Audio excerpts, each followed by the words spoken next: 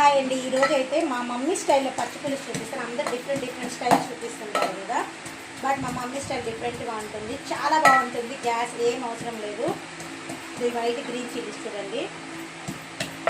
యాక్చువల్గా దీన్ని అమ్మ చేతితో అయితే నలుపుతుంది, అప్పుడు చేయి కూడా కొంచెం మంచి వస్తుంది. ఇంకా నేను మా మమ్మీని అలా వద్దులే మమ్మీ ఇలా చేద్దామని నేనైతే కచ్చా పచ్చా దంచుతున్నాను.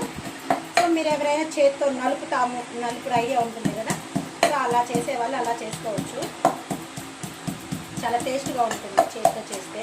నేను చేయలేక ఇలా చేస్తున్నాను, అంటే మళ్ళీ చెయ్యంతా వరకు కారంగా హాఫ్ అన్ అవర్ అలా చెయ్యంతా మంట పుడుతుంది. సో అందువల్ల ఇలా నేను నా స్టైల్. దీనికి ఇంగ్రీడియంట్స్ కూడా చాలా తక్కువ. గ్రీన్ చిల్లీ, కొంచెం నిమ్మకాయ అండ్ సాల్ట్, ఆనియన్స్, అంతే. ఇంకేం అవసరం లేదు.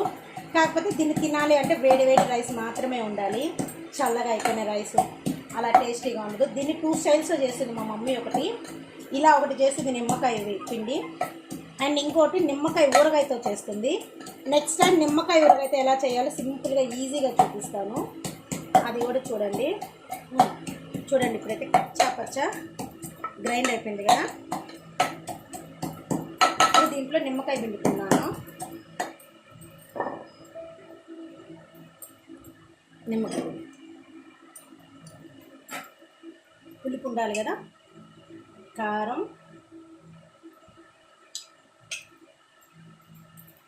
ఇదండి 2 కట్ చేసి పెట్టాను.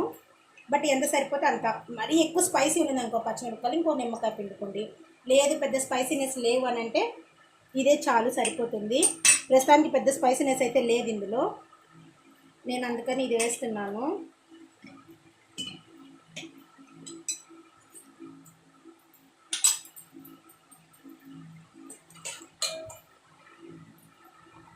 తగినంత నీళ్ళు, అంటే మనుషులు ఎంతమంది ఉన్నారు, ఎంతమంది తింటున్నాం మనం అన్నది చూడండి.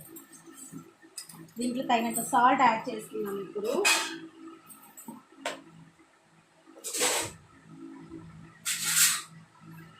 చూడండి, సాల్ట్ మాత్రం కొంచెం చూసి వేసుకోండి ఎంత పడుతుందో. నేను కొంచెం ఎక్కువ వేసేస్తాను ఇప్పుడు. ఎవ్రీ టైం అమ్మ అరుస్తూ ఉంటుంది సాల్ట్ ఎక్కువ అయిపోయిందని. గ్రీన్గా ఉంటుంది.